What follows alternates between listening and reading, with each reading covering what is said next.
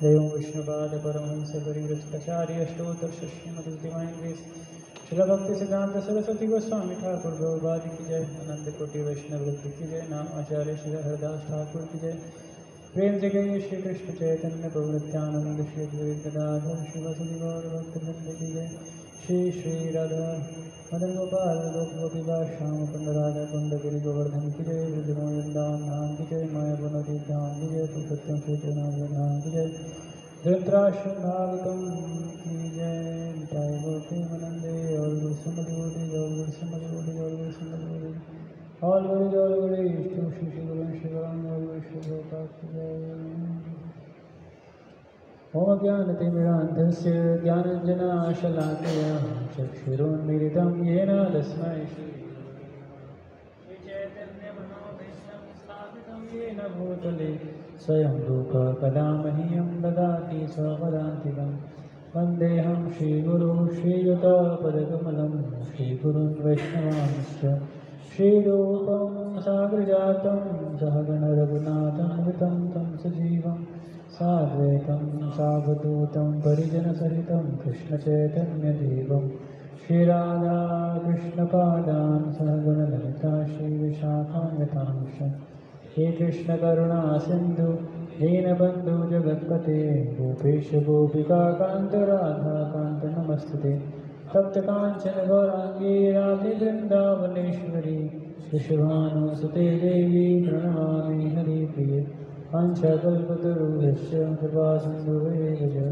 Patanama Pavanebhyo Vaishnavebhyo Namo Namo Jai Shri Krishna Chaitanya Prabhu Nityananda Shri Advaita Gadadhar Shivasati Gaura Bhakta Vrinda Hare Krishna Hare Krishna Hare Rama Hare Rama Rama Rama Hare Hare Namo Vishnupadaya Krishna Krishnaya Bhutale Srimate Bhaktivedanta Swamiti Namine Namaste Saraswate Devi Gauravani Pracharine Nirvishesha Shunyavadi Shyata Deshatarine Vande Shri Krishna Chaitanya Nityananda Sarvabhautamanuda Om Namo Bhagavate Vasudevaya Om Namo Bhagavate Vasudevaya Namo Bhagavate Vasudevaya Naranam Namaskrityam Naram Chaiva Narottamam Devam Saraswatim Vyasam Tato Jayamudiraye Nashtaprayeshu Bhadreshu Nityam Bhagavata Sevaya Bhagavati Uttama Shloke Bhakti Bhavati Nashtiki Krishnaya Vasudevaya Devaki Nandanaya Cha Nandagopa Kumaraya Vrindaye Namo Namaha ग्रंथ श्रीमद् भागवतम स्कंद 10 अध्याय 17 अध्याय का शीर्षक है कालिया का इतिहास। और आज जो पढ़ेंगे श्लोक संख्या 10। तब मेरे जैसे विषय बोलेगा नैनांसो दुःखितां दृष्ट्वा दीनान्येन पतो हते कृपया सौभरीग्राह तत्र तक्षेमचाचरन् नैनांसो दुःखितान् दृष्ट्वा दीनान्येन पतो हते कृपया सौभरीग्राह तत्रत्यक्षेममाचरन् मीनांसो दुःखितान् दृष्ट्वा दीनान्येन पतो हते कृपया सौभरीग्राह तत्र अत्यक्षेममाचरन्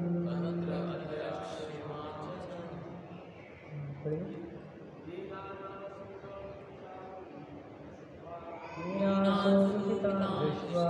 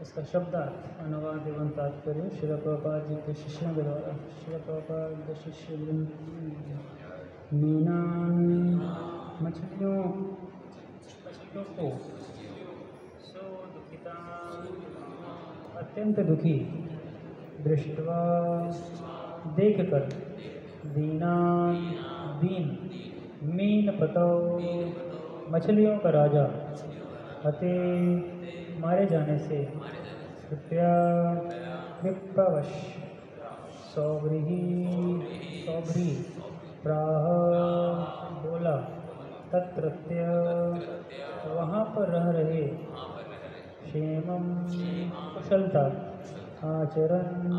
आचरण करते हुए। अनुवाद इस प्रकार है। उस सरोवर की अभागिनी मछलियों को अपने स्वामी की मृत्यु के कारण अत्यंत दुखी देखकर शौभरी मुनि ने इस आशय से शाप दे दिया कि वे उस सरोवर के रहने वालों के कल्याण हेतु कृपापूर्ण कर्म कर रहे हैं। तात्पर्य। इस प्रसंग में श्री विश्वनाथ चक्रवर्ती ठाकुर कहते हैं कि जब हमारी तथाकथित दया भगवान के आदेश से मेल नहीं खाती तो उससे केवल उत्पात मचता है। क्योंकि शौभरी ने उस सरोवर में आने से गरुड़ को मना किया था, अतएव कालिया उसमें घुस गया और उसने उसे अपना आवास बना लिया। इस तरह सरोवर के सभी निवासियों पर शाप आ गिरा। हरे कृष्णा। सभी भक्तों का हार्दिक स्वागत है आज की इस प्रातःकालीन भागवत कक्षा में। और हम लोग जो पढ़ रहे हैं श्रीमद् भागवतम के दशम स्कंद। और दशम स्कंद भगवान का मुख बताया गया है। जो पूरे के पूरे भागवतम है 12 के 12 स्कंद, उसको भगवान के दिव्य स्वरूप से इसकी वो की गई है, तुलना की गई है। तो दिव्य स्वरूप में भगवान के दो जो चरण हैं वो पहला और दूसरा स्कंद बताया गया है।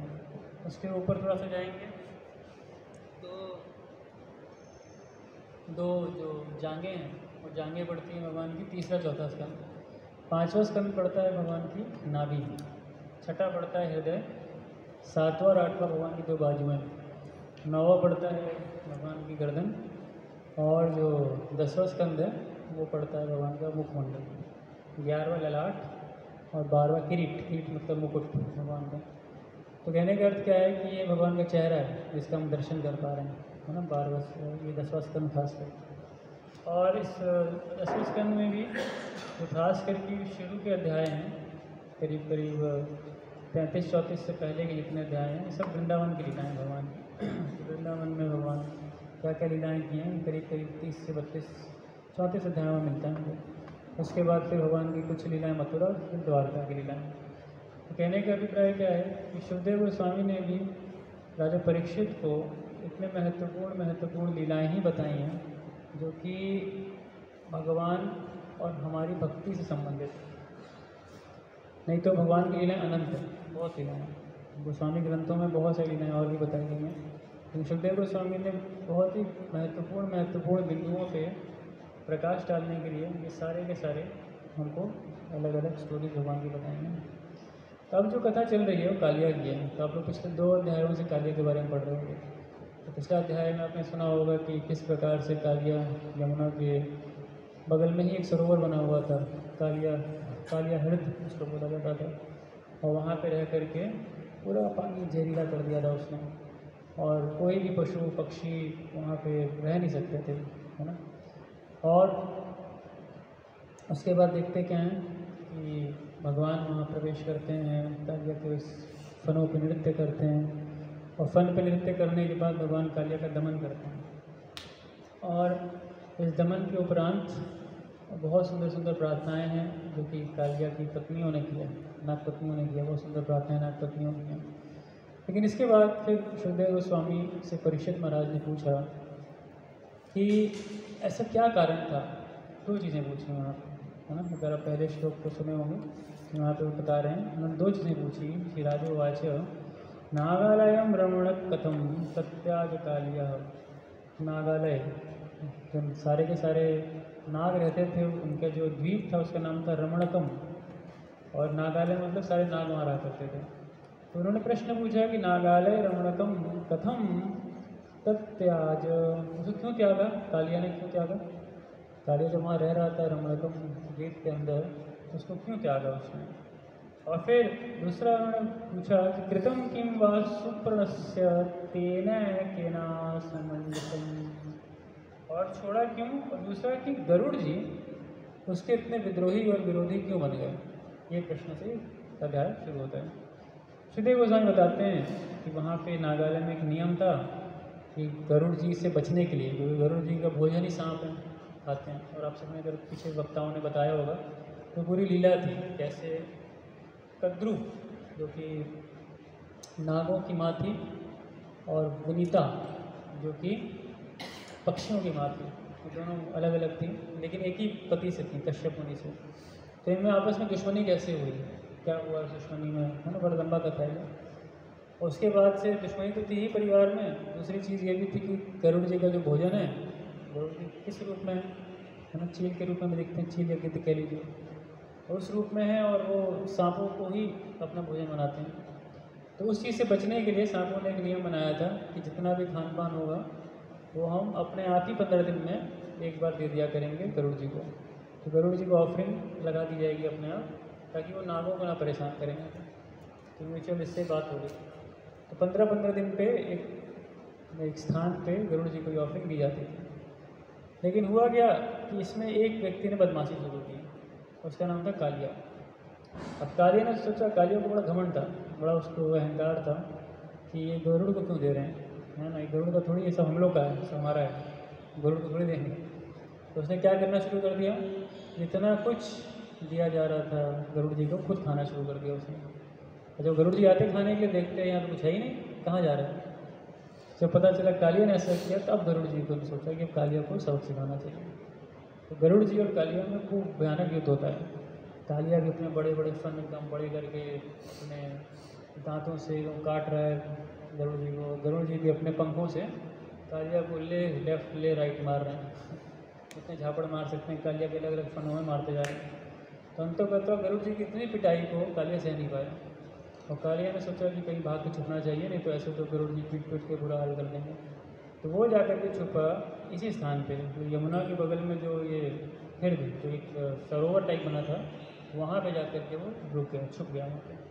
क्यों छुपा वहाँ पे, क्योंकि उसको उसका इतिहास पता था, क्योंकि उस सरोवर का एक इतिहास था, यमुना का एक इतिहास था कि वहाँ पे गरुड़ कभी नहीं आएंगे। तो पूछा क्यों नहीं आएंगे गरुड़, तो वो इतिहास अब चल रहा है, अब शुरू हो रहा है, इसे पीछे के श्लोक में शुरू हो चुका है ये। और बताते हैं कि तत्र एकदा जलचरम गरुड़ो भक्ष्यमीप्सितम निवारित सौभृणीना प्रसम्यम विदुदीहत। क्या कहा रहे कि उस सरोवर में गरुड़ ने एक बार एक मछली को, जो कि उसका सामान्य भक्ष्य है, खाना चाहा। जल के भीतर ध्यान मग्न शौभरी मुनि के मना करने पर भी गरुड़ ने साहस किया और भूखा होने के कारण उस मछली को पकड़ लिया। तो वहाँ पे क्योंकि बहुत बड़े ऋषि सेज संत बैठे थे, यमुना के अंदर तपस्या कर रहे थे। तो उनकी तपस्या बताइए कितनी गहरी थी, वो सांस भी नहीं ले रहे थे, खाना तो छोड़िए, पीना भी छोड़ दिए, कि पानी भी नहीं पी रहे थे। वहाँ पर यमुना के अंदर रह के पानी नहीं पी रहे, ना कुछ खा रहे हैं, ना तो हवा ले रहे हैं, इतनी गहरी योगिक तपस्या कर रहे हैं वो, है ना, ध्यान लगा रहे हैं। किस पे ध्यान लगा रहे हैं, योगी थे, तो स्वाभाविक है कि वो भगवान के निर्विशेष स्वरूप, निर्विशेष अस्तित्व पे, या कह लीजिए कि भगवान के परमात्मा अस्तित्व पे ध्यान लगा रहे थे। तो लगाते लगाते लेकिन उनकी नज़र पड़ी कि यमुना के अंदर कुछ हो रहा है। और क्या देखा उन्होंने कि गरुड़ जी आए और आकर के उन्होंने झपट्टा मार के मछली को निकाला और मछली को खाने का चेष्टा की।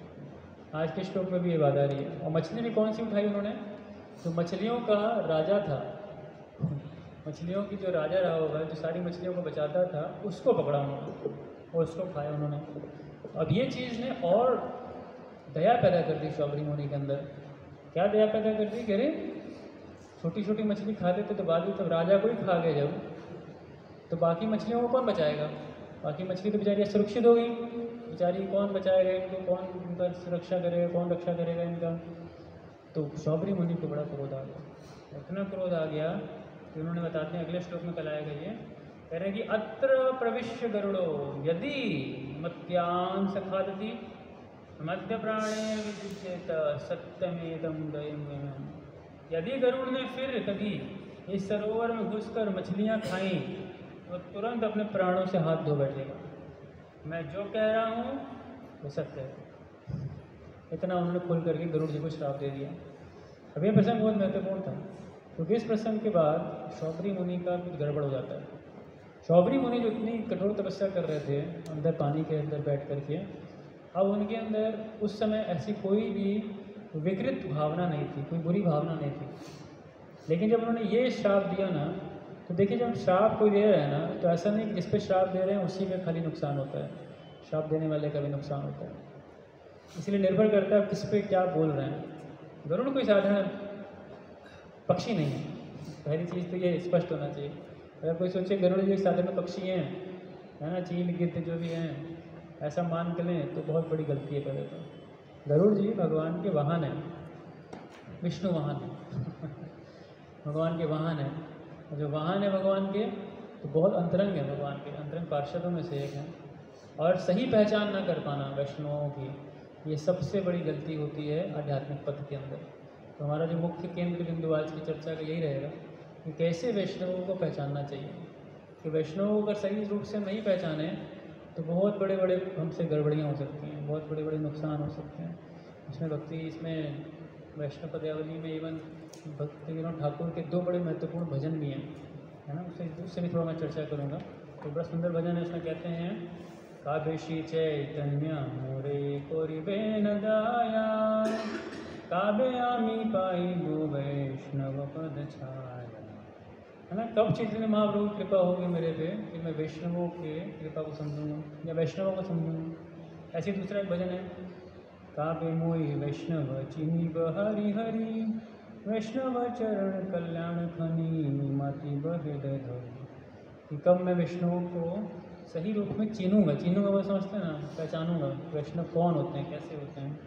और जब उनको पहचानूंगा तो उनके चरणों की क्या विशेषता है वैष्णवों की? वो कल्याण के खान है और उसको मैं अपने हृदय में धारण करूँगा। तो इसलिए मैं थोड़ा बाद में आऊँगा। कहने का अर्थ है कि वैष्णवों को सही रूप से पहचानना बहुत महत्वपूर्ण है। शौबरी मुनि नहीं पहचान पाए, और शौबरी मुनि जब नहीं पहचान पाए, श्राप दिया उन्होंने, तो वहीं पे उन्हीं मछलियों को जिनको बचाने के लिए उन्होंने श्राप दिया था, वही मछलियाँ उनके पतन का कारण बनी। इसलिए जीव गोस्वामी जी इसी वर्ष के इसी श्लोक के कृष्णा ठाकुर इसी वर्ष के टीका में कहते हैं, तो मेरे पास अंग्रेजी में है, मैं इसको हिंदी में भी अनुवाद कर दूंगा। तो कह रहे हैं कि by the entrance of the Kaliya situation of the fish became worse. आगे कह रहे हैं कि that the mercy shown by great offenders gives opposite results is illustrated in this verse. कहने का मतलब जो वैष्णव अपराधी होते हैं वो अगर अपराध कर रहे हैं ये सोच के कि समाज का मैं उद्धार करूंगा इस वैष्णव को दरकिनार करके या साइड करके, तो जिसका उद्धार करने की वो सोच रहे हैं वही चीज़ का सबसे बड़ा नुकसान होगा। तो पहला उदाहरण क्या नुकसान था? कालिया आके मारा। जिस मछली को बचाने के लिए शौबरी ने कार्य किया था, उसी स्थान पर कौन आया? कालिया आया। और कालिया ने इतना जहर भर दिया उसके अंदर की मछली जीवित नहीं रह सकती। इसलिए कई बार समाज कल्याण कार्य जब करते हैं जिसमें कि वैष्णवों को दरकिनार कर देते हैं या वैष्णव की निंदा करते हैं, वैष्णव सिद्धांतों की भर्त्सना करते हैं, तो वह समाज कल्याण भी बहुत फायदेमंद नहीं होता है। ध्यान रखिएगा इस बात को। हमारे आचार्यों में श्री भक्तिसानंद ठाकुर थे, बहुत ही सख्त थे इस मामले में, और वो कहते थे कि जो ये अभी घंटी बजी ना, मतलब पुजारी जो घंटी बजा रहा है मंदिर के अंदर, वो बहुत बड़ा काम कर रहा है। किसके मुकाबले? उस व्यक्ति के मुकाबले जो हो सकता है हजारों अस्पताल खोल रहे हैं। अन्न क्या कहते हैं, अन्न क्षेत्र खोल रहे हो, है ना। ये जो समाज कल्याण के कार्य, उनसे बढ़कर कार्य वो है जो व्यक्ति एक घंटी बजा रहा है। अब जब ये हम सुनते हैं तो कई बार लगता है अरे इसमें ये मतलब एक आदमी 1000 हॉस्पिटल खुलवा रहा है, इतना गरीबों का इलाज कर रहा है, ये कर रहा है, वो कर रहा है, और आप कह रहे हो जो घंटी बजा रहा है ज़्यादा बड़ा काम कर रहा है। हाँ, कर रहा है। बात समझिए कैसे? क्योंकि ये आध्यात्मिक है, ये भगवान की सेवा है, इसका भौतिकता से कोई लेना देना नहीं है, इसका कोई भी लेना भौतिकता से नहीं है। लेकिन जो समाज कल्याण के लिए कार्य किए जाते हैं ना, ये लोग बहुत बोलना नहीं चाहिए, बट एक अभिमान में इस कार्य को करते हैं। एक अहंकार होता है विशेष प्रकार का कि मैं लोगों को बचाने वाला हूँ, मैं बचाता हूँ, भगवान ही बचाते हैं। क्योंकि मेरे पैसे पे, मेरे धन पे इतना कुछ खोल दिया मैंने, देखो कितने गरीबों को मैंने बचाया है, कितना मैंने उद्धार किया है समाज का। भगवान कुछ नहीं करते, भगवान क्या कर रहे हैं? भगवान कुछ नहीं, मर रहा है बेचारा, कुछ ही कर ही नहीं रहे भगवान। देखो आँख के आगे बेचारा मर गया, उसे कैंसर हो गया बेचारे को, टीबी से मर गया, वो उसको ये बीमारी हो गई, वो बीमारी हो गई, भगवान ने कुछ नहीं किया उसके लिए। अगर कोई कर रहा है तो मैं कर, ये भावना होती है कई बार लोगों के अंदर, जब वो समाज कल्याण के लिए आगे बढ़ते हैं तो उसको मानना चाहिए भगवान भी हैं वहाँ पे। तो भगवान किसी के जीवन में दुख या संकट या परेशानियाँ क्यों देते हैं? इसका प्रमुख कारण है उसकी शुद्धिकरण के लिए। जब आप उसकी शुद्धिकरण की प्रक्रिया में हस्तक्षेप करते हो, और शुद्धिकरण की प्रक्रिया में हस्तक्षेप करके भगवान की योजना है, उस भगवान की योजना में आप दखलंदाजी करते हो, तो ये भगवान को कहीं से शोभा नहीं देता। भगवान इससे बिल्कुल भी प्रसन्न नहीं होता, इसलिए इसको बहुत बड़ा कार्य नहीं माना गया आध्यात्मिक दृष्टि से।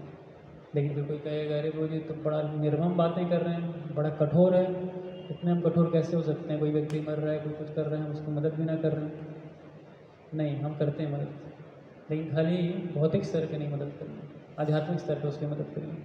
प्रभुपाद जी गीता के दूसरे अध्याय में जो उदाहरण देते हैं कि अगर एक व्यक्ति डूब रहा है पानी में और आप उसको बचाने के लिए कूद गए और उसका पैंट शर्ट बचा के निकाल लिया आपने, आप पैंट शर्ट बचा के निकालिए, बोले ना को बचा लिया मैंने, उसको बचा लिया, तो मूर्खता कहलाएगी ना। इंसान डूब गया, आपने उसके पैंट शर्ट बचा के निकाल लिया।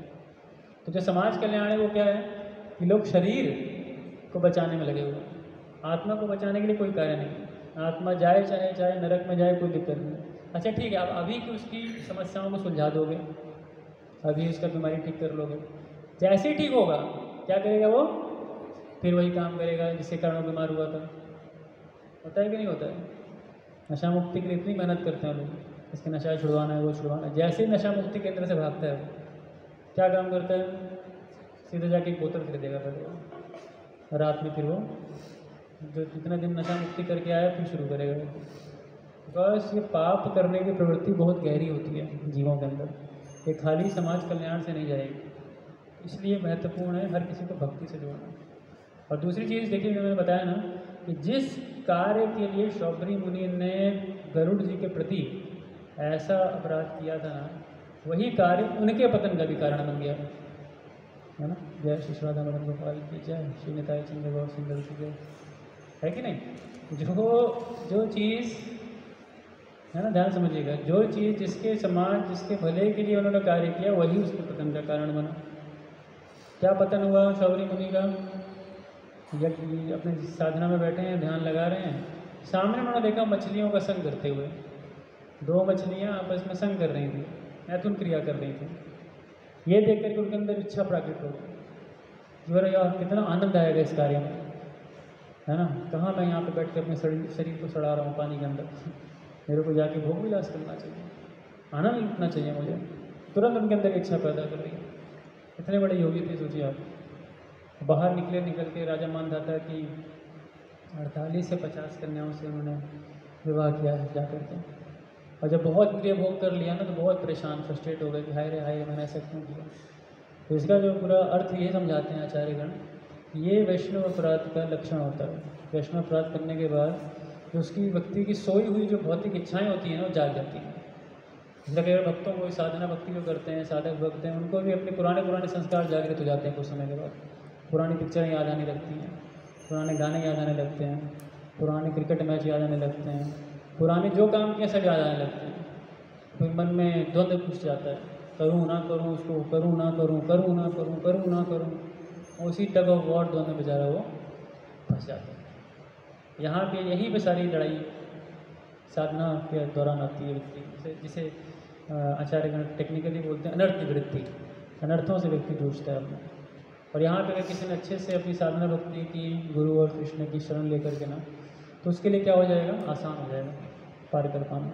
और यहीं पे जाकर के बहुत लोग भक्ति को छोड़ देते हैं, बोलते हैं अरे हमसे नहीं हो पाएगा, भाई बड़ा मुश्किल है बहुत ही मुश्किल है ये 16 माला 4 नियम। देखने में आसान लगती है, शुरुआत किया था तो बड़ा आसानी से हो गया था, लेकिन अब नहीं लगता, अब बड़ा बार भारी लग रहा है, बहुत मुश्किल होता जाता है। तो उस समय भी हमें गुरु और वैष्णव की शरण लेनी चाहिए। तो 3 पहलू पर हम और चर्चा करेंगे आज। वो 3 पहलू क्या हैं? गरुड़ जी के साथ शौबरी ने क्या क्या गलतियाँ की, ये बात भी ध्यान रखिएगा। गरुड़ जी ने के साथ शौबरी की 3 गलतियाँ थी जिसके कारण उन्होंने अपराध किया।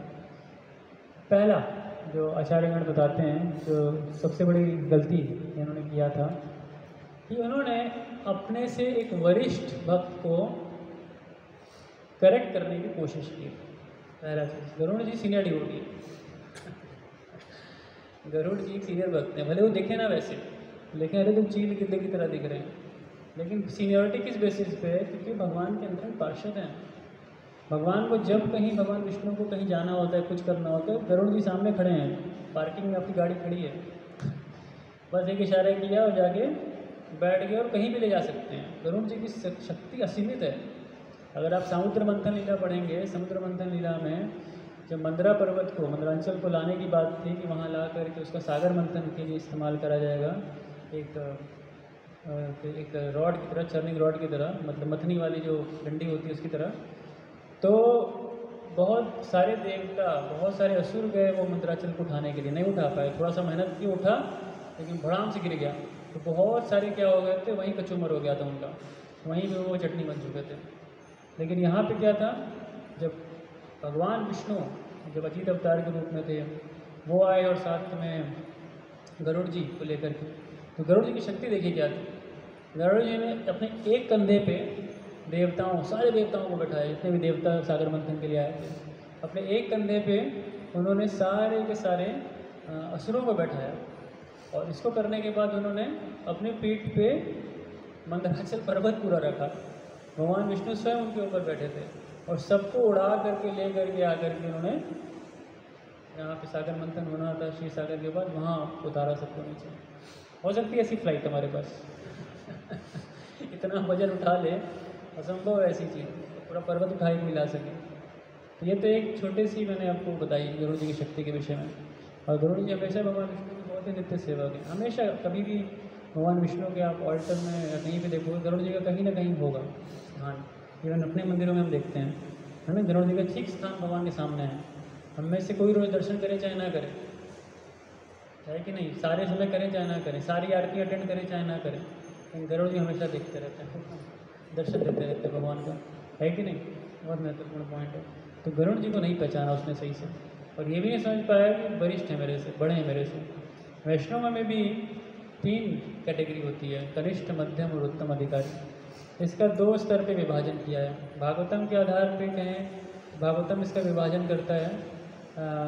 मैं थोड़ा सा ये आपको रेफरेंस भी देता हूँ, 11वें स्कंद के दूसरे अध्याय का 44वें से लेकर के 46-47 तक जाता है ये वर्ष।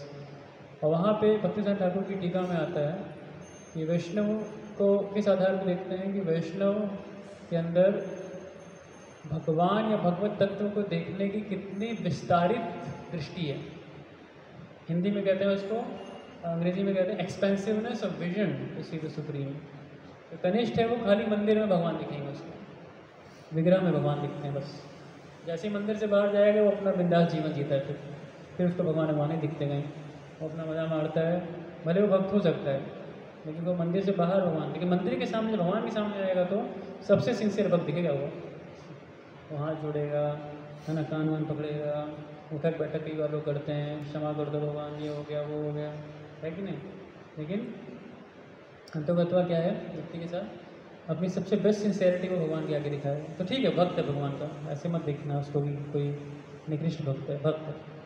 उससे एक स्तर ऊँचा होते हैं मध्यम अधिकारी, जो वो देखते हैं कि ये जो भगवत तत्व है खाली भगवान में नहीं, विग्रहों में नहीं, और भी कहीं प्रकट होता है। और कहाँ प्रकट होता है वो देखते हैं, वैष्णवों के अंदर दिखता है उनको। लगता है कि जो वैष्णव है ये भगवान के सबसे निकटतम में से एक है।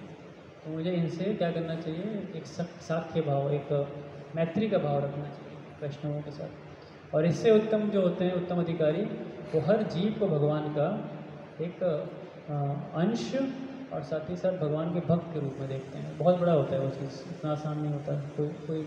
कोई एक विकृत रूप से, आर्टिफिशियल रूप से नहीं देख सकता इस चीज़ को। उसको वाकई ये उत्तम अधिकार जब प्राप्त होता है भगवान से तब। दूसरा इसका विभाजन का एक और श्रेणी भक्ति रसामृत सिंधु में श्री रूप गोस्वामी ने बताया है। और वो बताते हैं कि एक शास्त्रों के ऊपर हमारा कितना विश्वास का स्तर है, उसके आधार पे भी ये डिवीज़न है। तो कनिष्ठ का क्या है, कनिष्ठ का शास्त्रों में विश्वास नहीं होता है। इसको लगता है कि हाँ, शास्त्रों में लिखा है कि मैं भगवान की भक्ति करूँगा तो मुझे ये सारी चीज़ें मिल जाएंगी, है ना, जैसे अर्थ, अर्थार्थी, है ना, ये सब, या तो मेरे दुख कम हो जाएंगे, या तो मुझे कुछ पैसा, कुछ लाभ हो जाएगा, इससे मैं भक्ति कर लेता हूँ, ऐसा उसके मन में विचार होता है। तो कहने का मतलब है कि ठीक है, जब तक उसके मन में है कि जब तक भक्ति कर रहा हूँ, फ़ायदा मिल रहा है मेरे को, तब तक भक्ति करो। जिस दिन फ़ायदा हो गया पूरा, भक्ति छोड़ दो, साइड करो। जैसे एक स्तर ऊपर होता है, जो दूसरे स्तर के भक्त होते हैं, उन्होंने पूरे शास्त्र वास्त्र तो नहीं पढ़े, लेकिन उन्होंने देखा है कि कुछ भक्त शास्त्र पढ़ के निपुण हैं उसमें, और वो अपने जीवन को उस हिसाब से ढाल रहे हैं, चला रहे हैं। तो उनको एक आदर्श के रूप में देख करके, उनको एक अपना आइडियल मान के वो भक्ति करते हैं कि हाँ, ये कर रहे हैं तो मेरे साथ भी होगा, क्योंकि इनके साथ हो रहा है तो मेरे साथ भी होगा। और उन्नत कोटि के वैष्णव वहाँ बताए गए हैं, उसमें बताया गया कि उनको शास्त्रों का संपूर्ण ज्ञान होता है, सारे शास्त्रों ने पढ़ रखे हैं, निचोड़ पता है, और उनके अंदर इतना कन्विक्शन होता है कि वो दूसरे को भी भक्त बना सकते हैं, दूसरे को कन्विंस कर सकते हैं कि भक्ति करो आप। तो ये और उत्तम स्तर है वैष्णव में। कहने का अभिप्राय क्या है कि जब वैष्णवों के ऐसे स्तर आचार्यों ने बताए हैं, बट इन सब में एक चीज़ कॉमन है कि इन वैष्णवों के साथ हमें व्यवहार कैसे करना चाहिए। तो श्री रूप गोस्वामी ने अपने वैष्णामृत के अंदर इस बात को बड़े सुंदर तरीके से बताया है। कृष्णेति यस्य गिरितां मनसा द्रियेतां, तो पहला बताया कृष्णेति यस्य गिरितां मनसा द्रियेतां। जो भी भक्त अगर कृष्ण का नाम मुख से ले रहा है ना, तो क्या करिए, उसको कम से कम मन से तो सम्मान करिए उसको, मन से। आप कुछ और नहीं कर सकते तो कम से कम एक हरे कृष्णा बोल दीजिए, मन से उसका सम्मान कर दीजिए, बहुत महत्वपूर्ण है। दीक्षे चेत प्रणतभिश्च भजन्तमीशम, किसी ने दीक्षा प्राप्त कर रखी है।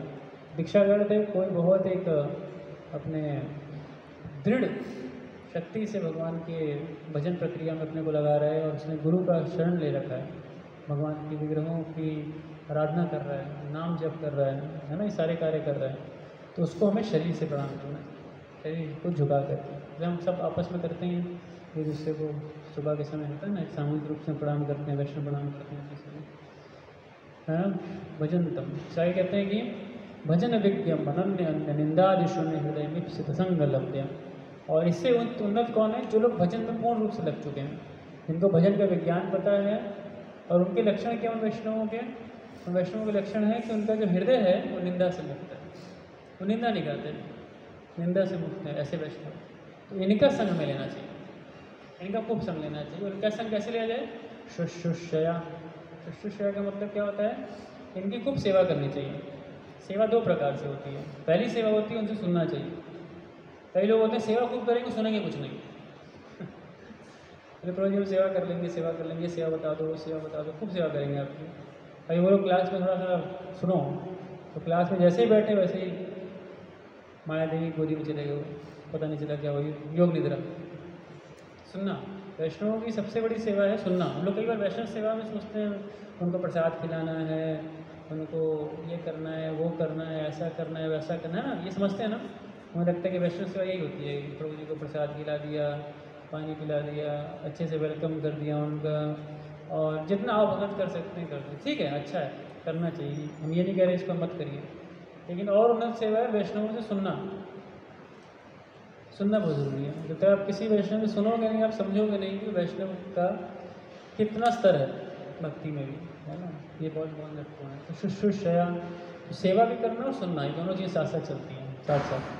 शुश्रूषया भजन विज्ञ अनन्य अन्य निंदा आदि शून्य हृदय में संग लभ्य। और हृदय इन वैष्णवों का क्या होना चाहिए, निंदा से मुक्त होना चाहिए। तो ऐसे वैष्णव की हमें खूब सेवा करनी चाहिए, इससे हमारी भक्ति में बहुत प्रगति होती है, बहुत आगे बढ़ते हैं। तो देखिए पहली मिस्टेक क्या थी इनके साथ, गरुड़ जी के साथ, उन्होंने शौबरी के साथ सबसे बड़ी गलती क्या थी कि उन्होंने अपने से जो सीनियर है, ग्रेटर पर्सनैलिटी, उनको उन्होंने खो दिया। दूसरी गलती क्या की उन्होंने, वो गरुड़ जी के आनंद में बाधा बन गए, गरुड़ जी के आनंद में बाधा बन गया। आप समझ रहे हैं, गरुड़ जी का आनंद था मछली खाना और उसमें बीच में रोड़ा डाल दिया इसने। इसीलिए वैष्णव के कई प्रकार के आनंद होते हैं, उसमें दिव्य आनंद होते हैं, ऐसे नहीं उल्टे सीधे आनंद की बात कर रहा हूँ। उसमें कभी बाधा नहीं पड़ना चाहिए, बीच में नहीं आना चाहिए। ऐसे कई बार हो जाता है, जैसे कि कई सारी घटनाएं हैं, जैसे कि वी निकेतन रामदास महाप्रभु के, नित्यानंद खास करके बहुत बड़े भक्त थे और बहुत ही मज़ेदार भक्त है ना, खूब हंसते थे और उनके पास एक विशेष प्रकार की बांसुरी होती थी, कई बार बांसुरियों से लोगों को मारते थे और आते थे तो हमेशा दिव्य आनंद में रहते थे, अवधूत होते थे। तो एक बार ऐसे ही कुछ घटना हुई कविराज गोस्वामी के घर में और उनको बड़ा ठेस लगा, बुरा लगा उसका, तो स्थान को छोड़ के चले गए। अब यही छोटी सी घटना, ऐसा नहीं कुछ श्राप श्राप देगा, मैं चाह रहा हूँ यहाँ से मैं श्राप देता हूँ, ऐसा हो जाएगा, ऐसा हो जाएगा, ऐसा कुछ भी नहीं। बस अपने आनंद में थे, नित्यानंद प्रभु के आनंद में थे, प्रसन्नता की मुद्रा में थे, लेकिन कुछ ऐसा वहाँ पे कर दिया किसी ने कि उनको वो चीज़ें बुरी लगी, वो चले गए छोड़ के वहाँ से, ज़्यादा कुछ नहीं। अब ये चीज़ बहुत संगीन मामला था, इसलिए वैष्णव को प्रसन्न करने का भरसक प्रयास करना चाहिए। कौन वैष्णव कब नाराज़ किस बात पे हो जाए कुछ पता नहीं होता है कि नहीं। तो जाने के बाद फिर कविराज गोस्वामी ने अपने भाई को बहुत करेक्शन किया, भाई तुम सही से अपने वैष्णव को ट्रीट नहीं किए, तुम समझे नहीं कैसे करना चाहिए कैसे नहीं करना चाहिए। तो एक लंबा व्याख्यान है वो, उसको मैं ज़्यादा डिटेल में नहीं जा रहा, बट कहने का मतलब है कि we should not enter and disturb the happiness. और यहाँ पे यही बात लिख रहे हैं विश्वनाथ ठाकुर कि what he did was preventing the Garuda's happiness, Garuda ji के आनंद को उसको एक बाधा बन गया था। ये उसकी दूसरी समस्या थी, किसकी, शौबरी की, शौबरी ने गड़बड़ी की। और इसके बाद एक समस्या और थी, वो क्या किया उन्होंने, ठाकुर लिख रहे हैं, इंग्लिश में बोल रहा हूँ मैं, पहले हिंदी कर लूँगा फिर। कह रहे हैं कि दिस वर्स, ये भी हमने आज के डिसाइड किया, उसमें कह रहे हैं describe the third offence to Garuda, तो तीसरा अपराध किया उन्होंने। क्या था कि though Saubhari showed mercy to the fish, he showed anger towards Garuda. क्या करें, मछली के लिए खूब कृपा, मछली के प्रति बड़ी कृपा रखे हैं शौबरी, लेकिन क्रोध किसके प्रति व्यक्त कर रहे हैं, गरुड़ के प्रति व्यक्त कर रहे हैं। He wanted to benefit the fish, but his actions had the opposite effect. आप समझ रहे हैं, ये अपराध था, है ना। तो अगर आप संभाव हैं तो फिर संभाव रहिए, अब गरुड़ के प्रति ऐसे क्यों व्यवहार। तो इन सब बातों का ना जो सार निकल करके आता है ना, ध्यान समझिए क्या है, वैष्णवों को सही तरीके से पहचानना हमको आना चाहिए। अगर हम वैष्णवों को सही से पहचान नहीं पाए तो बड़ी मुश्किल हो जाएगा, बहुत गड़बड़ हो सकती है। कौन वैष्णव क्या है किसी को कुछ नहीं पता होता है, इसलिए कई बार हमने सुना है इस्कॉन में इस बात को, you never know beside whom you are sitting and if you know that you will faint। हम नहीं जानते कि हमारे साथ कौन से वैष्णव रहते हैं, किनके साथ हम रहते हैं। अगर हम उनके सही में उनके स्वरूप को, उनकी अवस्था को, या भगवान का उनसे क्या घनिष्ठतम संबंध है उसको जान जाएंगे ना, तो हम सही में बेहोश रहेंगे। बहुत मुश्किल होता है जानना, है कि नहीं। अभी हमारे मंदिर की घटना बताएं, अभी हम लोग कल ब्रह्मचारी आश्रम में पाद ऋणुगुरु का ऐसे ग्लोरिफिकेशन फेस्टिवल रखा था, मेमोरियल फेस्टिवल पीछे हो चुका था, बट कल कई भक्तों ने कई ऐसी बातें बताई उनके विषय में, तो बहुत सरप्राइजिंग लगा जान करके कि हमारे बीच में हैं ऐसे भक्त वैष्णव थे, और जब तक थे तब तक हम शायद इतना नहीं उनको समझ पाए, लेकिन जब वैष्णव चले जाते हैं तब हमें समझ में आता है वो कितने महान वैष्णव थे। कई सारी बातें भक्तों ने शेयर की, बताई, बहुत कुछ बताया। और सबसे आश्चर्यजनक जो पहलू उनके जीवन का दिखाना, वो उनके आखिरी के 30 दिन बड़े ही कष्ट से गुजरे, है ना, बहुत कष्ट से गुजरे। लेकिन जब उनके अंतिम समय आया ना, बता रहे थे कि 2 से ढाई घंटे तक उन्होंने निरंतर भगवान का नाम लिया। वो जो जीवा 1 महीने बिल्कुल हिली नहीं थी, पूरी बॉडी ऐसी थी कि हिल नहीं सकते थे, बिल्कुल नहीं, शरीर का एक अंग नहीं हिल सकता था, ऐसा शरीर हालत था। लेकिन आखिरी के 2 से ढाई घंटे उन्होंने ऐसा 4 हार्ट अटैक्स आए थे, 4 रात 8 साढ़े 8 बजे तक 4 हार्ट अटैक्स आ चुके थे और डॉक्टर ही सरप्राइज थे अब तक कैसे सर्वाइव कर रहे हैं। उसके बाद उन्होंने ऐसा जब किया है, वो बहुत वीडियो है, अब लेना चाहो तो अब लेके देख सकते हो उसको। निरंतर नाम जप, निरंतर नाम जप, ये बहुत असंभव है कोई अंत समय में नाम ले पाए भगवान का। मैंने कितने लोग मृत्यु हो जाती है, छोड़ देते हैं शरीर, नाम वाम कहाँ ले पाते हैं, नहीं होता, बहुत मुश्किल होता है।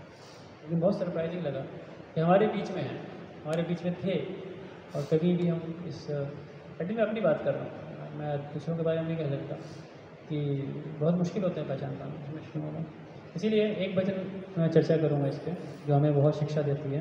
भक्ति ठाकुर कहते हैं, है ना, कहते हैं काव्यशी चैतन्य मोरे और न दया काव्य आमी पाई भो वैष्णव पद छाया। कह रहे हैं कि कब श्री चैतन्य महाप्रभु की कृपा मुझ पर होगी जिससे मैं वैष्णवों के चरण कमलों की छाया प्राप्त कर सकूँगा। बहुत बड़ी बात है, महाप्रभु की कृपा अगर प्राप्त करनी है ना, तो महाप्रभु की कृपा अगर किसी को प्राप्त हो गई है तो उसके जीवन में एक लक्षण जरूर दिखेगा कि वो वैष्णवों के शरण में रहेगा, वैष्णव के शरणागत रहेगा, वैष्णव की महिमा को समझेगा। ऐसा इसके जस्ट बगल में ही एक और भजन है, उसमें भी यही बात बोल रहे हैं। मैं दोनों भजन साइड बाई साइड वाले के चलता रहूँगा, मिक्स होगा थोड़ा सा। तो उसमें भी ये बात बोल रहे हैं, काव्य मोई वैष्णव चिनी बहरि हरि वैष्णव चरण कल्याण ध्वनि माति हृदय धोरी, है ना, कि कभी मुई, कब मैं, क्या लिखा है कि हे हरि कब मैं वैष्णवों को पहचानूंगा। अब लोग बोलते ऐसे कौन सी बड़ी बात है वैष्णव को पहचानना, वैष्णव तो बड़े आसानी से पहचान लेते हैं, धोती कुर्ता तिलक जो लगाए वो वैष्णव है। नहीं, इतना आसान नहीं है, बहुत मुश्किल है वैष्णव पहचानना। इसके दोनों पक्ष हैं, ध्यान सुनिएगा, 2 पक्ष हैं इसके। ऐसा नहीं कि कोई धोती कुर्ता तिलक लगा रखा है तो वो निश्चित ही वैष्णव होगा, इसे प्राकृतिक वैष्णव भी बोल सकते हैं आप। और इस चीज़ को लेकर के भक्ति सिंह ठाकुर ने एक भजन लिखा है, वैष्णव के कौन है, वैष्णव, वैष्णव है कौन, तो वहाँ पूरा डिस्क्रिप्शन दिया है। हाँ, दुष्ट मन तुम किसी ने वैष्णव, तुम बदमाश वैष्णव, कैसे मन को कह रहे हैं, ईश्वर का नहीं मन को कह रहे हैं, तुम बड़ा वैष्णव बनने की कोशिश कर रहे हो, कैसे, प्रतिष्ठा रहता अरे निर्जन रे घरे, हाँ तब हरि नाम केवल केटो, तो प्रतिष्ठा की आशा में तुम निर्जन स्थान में बैठ के भजन कर रहे हो दुनिया को दिखाने के लिए, कितने बड़े वैष्णव हो तुम, बदमाश मन। और बहुत बोला उस दुष्ट मन के ऊपर है ना, क्या कर रहे कहाँ स्थान में बैठ के, कनक कामिनी प्रतिष्ठा भागिनी, वो खाली पैसे के बारे में सोच रहा है, कैसे मैं उस स्त्री को अपने चुंगल में फंसाऊँ, कैसे उस स्त्री को अपने पास लेकर के आऊँ, कैसे उस स्त्री का भोग करूँ मैं, यही उसकी सोच है, कनक कामिनी और प्रतिष्ठा भागिनी।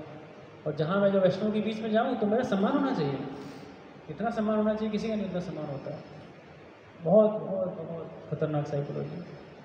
और हो सकता है कोई साधारण वेशभूषा में हो तो वो भगवान का भक्त हो, वैष्णव है ना, भगवान का भक्त हो, और इसको भी पहचानना मुश्किल है। बकेश्वर पंडित, नॉट बकेश्वर पंडित, देवकीनंदन ठाकुर बहुत बड़े एक कथावाचक है ना अपने टाइम पे, ये महाप्रभु के समय की बात है, कुलियाग्राम की, और बड़ा कथा, बड़ा सुंदर कथा भागवत थे, नाना प्रकार से विचार रखते थे अपने। और उनकी कथा में एक बार शिवास ठाकुर आके बैठ गए, और जब वो कथा कर रहे थे तो ऐसा प्रसंग वो पढ़ रहे थे कि जिसको सुन करके शिवास ठाकुर एकदम भावावेश में आ गए, वो लोटपोट करने लगे, गिर गए, और उनको लगा अरे मेरी क्लास डिस्टर्ब कर रही है। शिष्यों को बोला उठाओ फेंको इसको बाहर, नहीं पहचान रहा, उनको लगा कि कोई पागल वागल है, ऐसे सही जगह बैठा है। और उनके शिष्यों ने भी उठा कर उनको बात करते हैं, और बाद में जाकर के ये बात रियलाइज उन्होंने की कि मैंने बहुत बड़ी गलती की थी इनको ऐसे ट्रीट करके। शिवास ठाकुर थे वो, भगवान के अंतरंग पार्षदों में से एक थे। इसीलिए वैष्णवों को पहचानना बहुत मुश्किल होता है, आसान नहीं होता है वैष्णव को पहचानना। बाह्य से तो हम चलो कुछ समझ पाते हैं, लेकिन वास्तविक वैष्णव का जब संग करते हैं ना, वैष्णव के अंदर बड़े सारे नेक गुण होते हैं, वो नेक गुणों से हमें समझना चाहिए। गरुड़ जी के साथ क्या था, गरुड़ जी भी वैष्णव थे, अब उनका भोजन ही मछली है ना, शरीर ऐसा दिया है भगवान ने, उस आधार पे आप दोष नहीं ढूंढ सकते, भाई शरीर का भोजन है वो, शरीर का भोजन है, दोष कैसे देख सकते हो कि वो खा नहीं सकते उसको। है कि नहीं ये चीज़ें। लेकिन जब फॉल्स कंपैशन, जब एक गलत करुणा होती है ना, तब वो उसके पतन का कारण होती है। और इसका सबसे बड़ा एक और उदाहरण है जड़ भरत। जड़ भरत से पहले राजा भरत के जीवन में। इसलिए करुणा भी किस प्रकार से व्यक्ति को फंसा सकती है ये भी जानना चाहिए। एक फॉल्स, एक गलत करुणा है ना, राजा भरत के जीवन से देखने को मिलता है। किस पे करुणा थी उनकी? हिरण्यवती। हमने कोई अपराध नहीं किया उस लीला के अंदर, लेकिन वो करुणा भी उनको पतन करा के ले गई। इसीलिए ये जो समाज और ये जो दुनिया के प्रति एक गलत रूप से करुणा व्यक्त करते हैं ना, ये बड़ी खतरनाक है, बच के रहना चाहिए इससे। इसलिए हमें जानना चाहिए कि वैष्णव सिद्धांत क्या है, वैष्णव सिद्धांत के आधार पर करुणा क्या है, उस सिद्धांत के आधार पर करुणा करनी चाहिए हमें, है ना, उस सिद्धांत से हट करके नहीं। तो जब आप सिद्धांत से हटे, तत्व दृष्टि गई आपकी, तब हर चीज़ क्या बन जाएगी, तो बहुत ही चीप, मंडेन लगने में हो सकती है, बड़ी आध्यात्मिक लगे आपको, लेकिन होगी नहीं आध्यात्मिक, क्योंकि तत्व दृष्टि खत्म हो चुकी है वहाँ पर। तो बहुत महत्वपूर्ण बात है। आगे बताते हैं, बड़ा सुंदर बात है ना, कि क्या हमें करना चाहिए, हमें अपने साथ क्या करना चाहिए पहले। तो कहते हैं काव्यामी छाड़ी भय विषय अभिमान, काव्य विष्णु जनयामी करीब समान। कह रहे हैं कब मैं भौतिक विषय वासनाओं का अभिमान त्यागूंगा, तब मैं भगवान विष्णु के भक्तों का सम्मान करने में समर्थ बन जाऊंगा। बहुत अभिमान भी था ना शबरी को, कि मैं इनका रक्षक हूँ, मैं इनको बचाऊंगा। अपनी योगिक शक्ति से ऐसा श्राप दूंगा गरुड़ को कि गरुड़ कहीं वापस नहीं आएगा स्थान पर। तो अभिमान किसी भी चीज़ का हो सकता है, अपनी योगिक शक्तियों का हो सकता है, अपने ज्ञान का हो सकता है। कई बार भक्तों को अपने भक्ति के उन्नत स्तर का हो जाता है कि कितना मैं उन्नत भक्त हो गया हूँ। सुबह उठते सबसे पहले माला खत्म कर लेता हूँ अपनी, रीडिंग भी सुबह ही हो जाती है, ये हो जाता है, वो हो जाता है, और उसके बाद अपराध शुरू करता हूँ 10 बजे के बाद। मैंने देखा है अपने साथ में कई भक्त आए और गए, 2-2 बजे उठ जाते थे, 2-2:30 बजे उठ के 16 माला मंगल आरती से पहले खत्म, और फिर 1-1.5 घंटा रीडिंग, और उसके बाद गुरु पूजा, फिर भागवतम क्लास, 9 बजे तक तो मतलब फुल साधना खत्म। और 10 बजे से क्या शुरू हो रहा है? वैष्णव अपराध। बोले यहाँ वैष्णव अपराध 10 बजे का शुरू।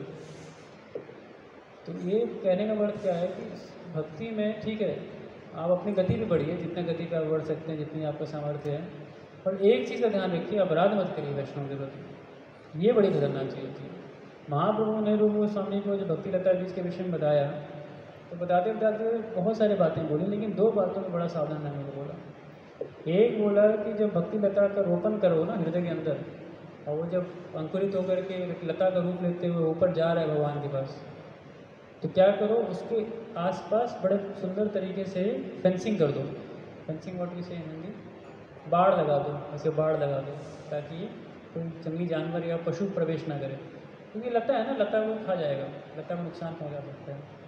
और दूसरा बोला, उससे भी खतरनाक है, पागल हाथी ना घुस जाए उसके अंदर, क्योंकि जब पागल हाथी घुस जाएगा ना तो वो पूरा तहस नहस कर देगा। और पागल हाथी क्या है? वैष्णव अपराध, वैष्णव निंदा करना, और एक बार घुस गया तो खत्म, फिनिश, सब कुछ खत्म कर देगा। तो इतना हमें सावधान रहना चाहिए। तो वैसे आप ये 2 भजन पढ़ लीजिएगा, अभी समय थोड़ा सा पूरा हो चुका है, लेकिन ये 2 भजन भक्तिनाथ ठाकुर ने बहुत सुंदर लिखा है। एक का शीर्षक है कवि श्री चैतन्य मोरे कोरी बिन दया, उसको जरूर पढ़िएगा अर्थ को। और दूसरा है कवि मुई वैष्णव चीने में हरि हरि, कब मैं वैष्णव को चीनूंगा भगवान हरि, है ना। क्योंकि क्या कह रहे हैं कि वैष्णव ठाकुर अप्राकृत सदा निर्दोष आनंदमय, कृष्ण नाम प्रीति जोड़े उदासीन जीवे तदयात्र है।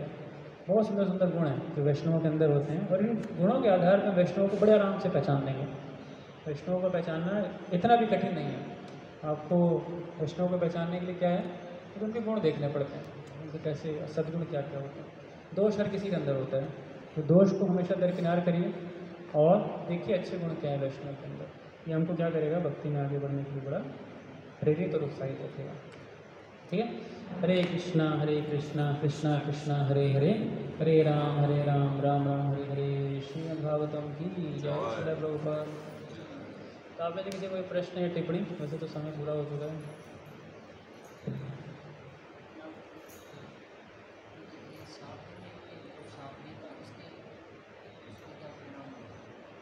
शौकरी ने श्राप दिया। हाँ, अगर वैष्णव को श्राप दोगे तो उल्टा आपको लगेगा, और जिस कारण से श्राप दे रहे हो वही कारण आपके पतन का कारण बनेगा। या तो मछलियों को बचाने के लिए श्राप दिया ना शौकरी ने, वही मछलियों के ही गंदे संग को देख के उनको पतंग हो, वो सावधान होना चाहिए। अब जिस चीज़ की लड़ाई कर रहे हो, कई बार मैं देखा है, कई बार लोग कई बार किसी इशू में, किसी मैनेजमेंट में, या कभी किसी प्रोग्राम में, किसी चीज़ में ना बेतुकी बात पे झगड़ा करते हैं। कई बार लगता है बेतुकी बात में, और फिर क्या होता है कि चलो एक उनमें से कोई जीत भी गया, और फिर देखते हैं वही जिस कारण के लिए लड़ा था, वो वही कारण उसके पतन का कारण बनता है। इतना गहरा साइंस है। तो वैष्णवों को डिसरिस्पेक्ट करके या उनको तौहीन या उनकी वो करके कोई कार्य करने से कोई सफलता नहीं प्राप्त होती है। आध्यात्मिक सफलता कभी नहीं प्राप्त होती। बाह्य रूप से पता नहीं कोई कहीं अपने कर्मों से भी हो सकता है प्रगति प्राप्त कर ले, लेकिन आध्यात्मिक नहीं प्राप्त करता। तो आध्यात्मिक प्रगति के लिए हमें रिस्पेक्टफुली, अगर आप डिसएग्री करते हैं तो वो भी आप बोल दीजिए, रोज़ आपकी बात हमें ठीक नहीं लगी, हम एग्री नहीं करते, आप करिए जैसे करने कोई दिक्कत नहीं। लेकिन पॉइंट है उसको डिसरिस्पेक्ट करना, श्राप दे देना, ये बहुत ही ज़्यादा है। ठीक है, हाँ, हमारे पास वो ब्रह्म शक्ति भी नहीं, हम श्राप देने कुछ होगा। तो क्रिटिसाइज शुरू करते हैं, यहाँ गाएंगे, वहाँ गाएंगे, इधर बोलेंगे, उधर बोलेंगे। जो प्रॉपर फोरम है वहाँ ना बोल करके इधर उधर बोलने से क्या होगा? कोई कुछ कर तो सकता नहीं चीज़, जो कर सकता है उससे बात करो सीधे सीधे। और अंत में नहीं होता है तो भगवान की इच्छा मानो, दैव इच्छा भी तो होती है, मान लो अंत में यही इच्छा है, अब प्रयास करिए, लेकिन अंत में भगवान पर निर्भर है कि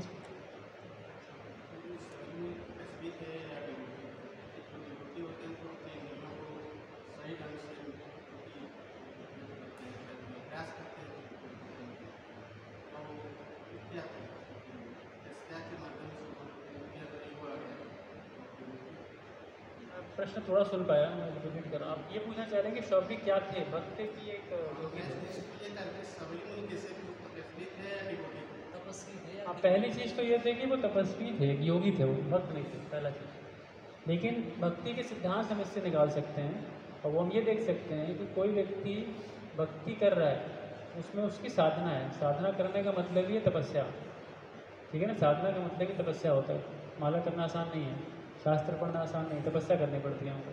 तो उस तपस्या में अगर हम वैष्णव अपराध करते हैं तो फिर हमारी पुरानी वासनाएं जागृत हो जाती हैं, उससे बच कर रहना चाहिए।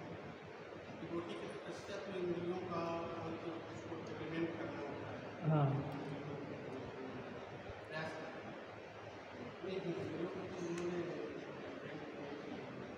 इंद्र को किया था तपस्या, देखिए ना, पानी के अंदर तपस्या कर रहे हैं, वो आसान थोड़ी है। यहाँ पे एक दिन निर्जल रखना कितना मुश्किल हो जाता है, निर्जल एकादशी भी नहीं होती है, और वो निर्वायु तपस्या कर रहे हैं।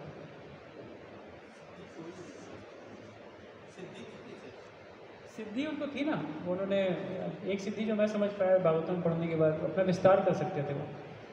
तो उन्होंने 48 जो कन्याओं से विवाह किया था, तो अपना विस्तार किया था उन्होंने सारी की सारी कन्याओं को भोगने के लिए। तो सिद्धि तो थी उनके पास, लेकिन भक्त नहीं थे। इसीलिए सिद्धियाँ हम भी कई बार इस्कॉन में भी होती है सिद्धियाँ, गाने में सिद्धियाँ, बढ़िया कथा करने की सिद्धि होती है कि बढ़िया मैनेजमेंट की सिद्धि होती है, अलग अलग सिद्धियाँ हैं हमारी भी। तो उन सिद्धियों को हम समझते हैं कि वो परफेक्शन है लाइफ का, अगर और भक्ति को भूल जाएं कि आए हम भक्त बनने थे यहाँ, ना कि हम यहाँ पे कोई बहुत बड़े प्रेसिडेंट बनने या कोई मैनेजर बनने आए थे, तो गड़बड़ियाँ कर देंगे, गड़बड़ियाँ हो सकती हैं। तो बच के रहना चाहिए, वैष्णव की शरण में रहना चाहिए। वैष्णव की शरण सबसे सुरक्षित स्थान है संसार का। एक और वचन में भक्ति ठाकुर कहते हैं कि वैष्णवों का कुत्ता बन के रहना चाहिए। जैसे कुत्ता होता है ना घर में, कि वैष्णव जब खाने को दे दें तो खा लिया, वैष्णव जब बुला लिए तो सर्वस्व समान, सर्वस्व हमारे शरण समान, तो कुकुर के समान, कुत्ते के समान ना। बड़ा सुन के विचित्र लगेगा भाई, कैसे मेरे को कुत्ता बोल रहे हैं, लेकिन अच्छा है, बहुत सेफ है, बहुत सेफ है। वैष्णव का जो शरण है ना, वो सबसे सेफ शेल्टर है दुनिया में। इवन भगवान का शेल्टर सेफ नहीं होता, वहाँ भी बहुत गड़बड़ियाँ मिस्टेक हो सकती है, कोई बचाने वाला सकता ना हो। लेकिन वैष्णव के साथ क्या है, तुरंत बचा लेंगे आप, जहाँ गड़बड़ की आपकी, कोई ना कोई वैष्णव आपको बिना बात के एडवाइस देके चला जाएगा। तो आपको समझ लेना चाहिए कृपा कर दी वैष्णव ने मेरे ऊपर। लेकिन बहुत विनम्रता चाहिए इसको स्वीकार करने के लिए, ठीक है। बहुत धन्यवाद आप सबका, आप सब कृपा करिए, आप सब वैष्णव हैं, तो आप सभी कृपा से ही भक्ति में कुछ हो सकता है। वांछाकल्पतरुभ्यश्च कृपा सिन्धुभ्येव च पतितनां पावनेभ्यश्च बात की जय अनंत कोटि वैष्णव।